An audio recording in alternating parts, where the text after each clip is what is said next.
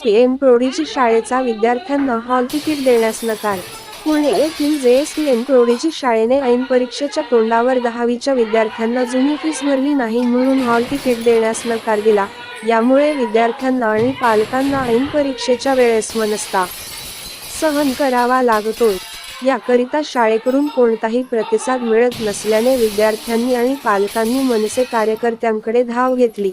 मनसे कार्यकर्त्यांनी शाळेच्या कर्मचाऱ्यांना विचारपूस केली असता कर्मचाऱ्यांनी उद्धटपणे उत्तरे देत असल्याने मनसे कार्यकर्ते वडगाव शहरी विभाग अध्यक्ष प्रकाश जमदाडे यांनी शाळेची तोडफोड करत मनसे स्टाईलने आंदोलन केले। जुन्या वसुलीसाठी 10वीच्या परीक्षेचे हॉल तिकीट नाकारणे कायद्याने गुन्हा असून JSPM प्रोडिजी शाळेविरुद्ध कार्यवाही करण्यात यावी अशी मागणी यावेळी करण्यात आली।